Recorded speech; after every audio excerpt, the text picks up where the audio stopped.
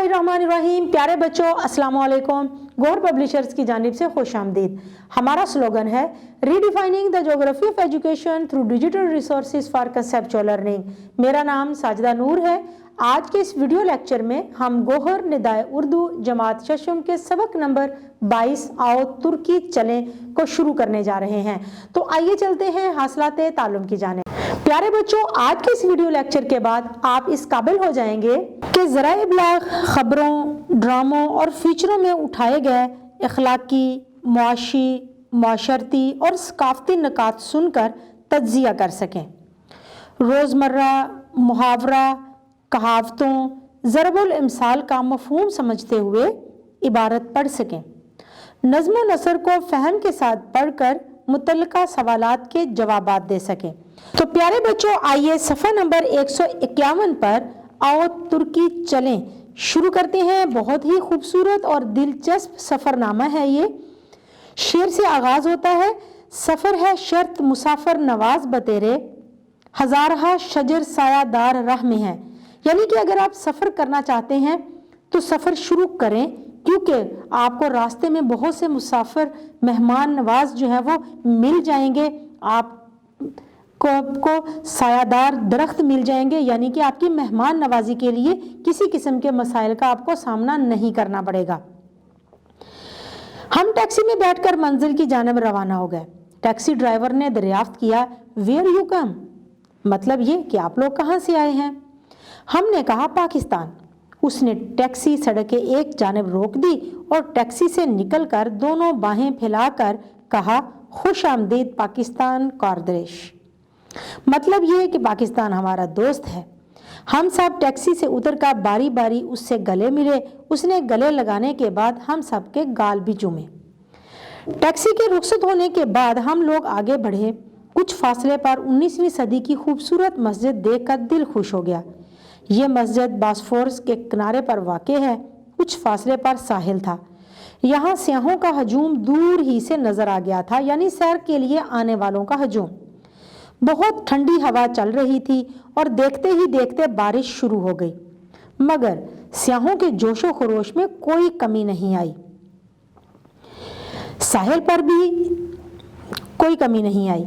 साहिल पर भी हैं इन रेस्तोरानों में, मगर सियाहों के जोशो खरोश में कोई कमी नहीं आई। इन रेस्तोरानों में ख़ास तौर पर तुर्की खाने तैयार किए जाते हैं जो सियाहों की दिलचस्पी का बायस हैं। जोकम यहाँ की ख़ास सौगात है। ये मीठा गोश्त होता है। हम लोगों को तो पसंद नहीं आया। बट साहब ने फिक्रा कसा, ज़िंदगी में पहली बार गोश्त की स्वीट डिश खाई है। यहाँ अजीब बात यह है कि कहवा सख्त कड़वा होता है। ये गाढ़ा होता है और चीनी और दूध के बगैर पिया जाता है। अरब में भी रिवाज है, मगर ये कहवा इतना कड़वा जहर कि हलक से उतारना मुश्किल है। लेकिन तुर्क बड़े मज़े ले लेकर ये कहवा पीते हैं। फलाफल कबाबों की एक किस्म है। तुर्की में कई तरह के कबाब होते हैं, लेकिन हर एक का मज़ा अलग होता है। सामने समंदर पर हल्के बादल महसूस हो रहे थे। हालांकि ये कोहर था, यानी कि सर्दी थी। फिर भी सामने बास्फोरस का पुल नज़र आ रहा था, जिसकी वजह से माहौल की दिलकशी में यानी खूबसूरती में मज़ीद इजाफा हो गया था। बास्फोरस का पुल इस्तांबुल के मगरबी और मशरकी हिस्सों को मिलाता है, जिस पर से दिन में कई बार गुजरना होता है।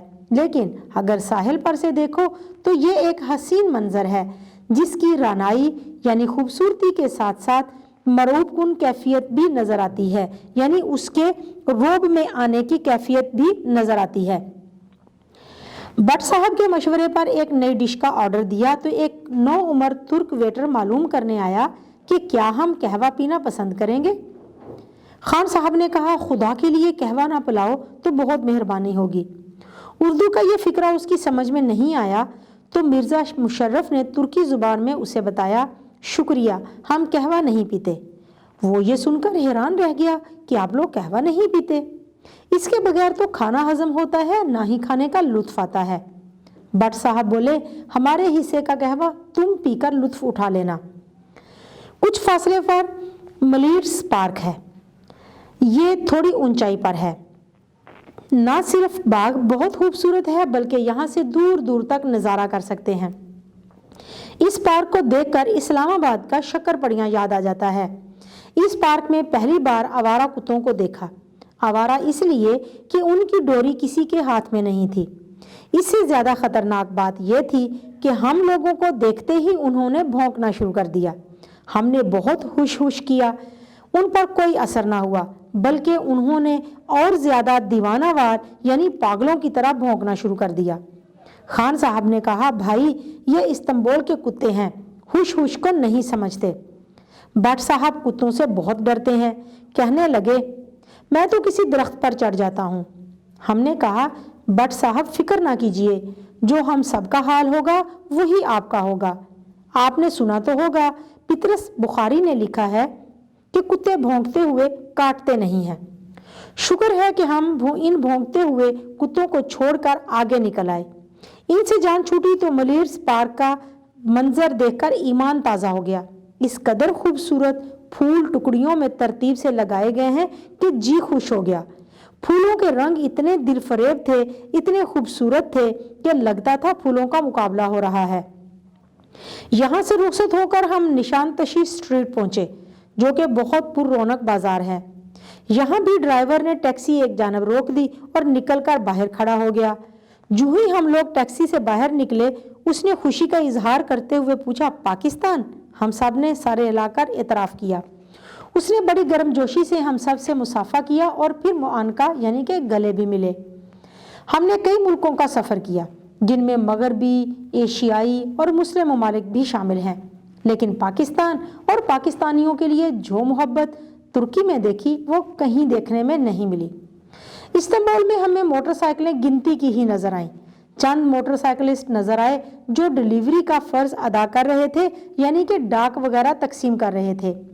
ये देखकर हमें लाहौर के मोटरसाइकिलों के गौल याद आ गए, जिन्हें खान साहब मौत के फरिश्ते कहते हैं।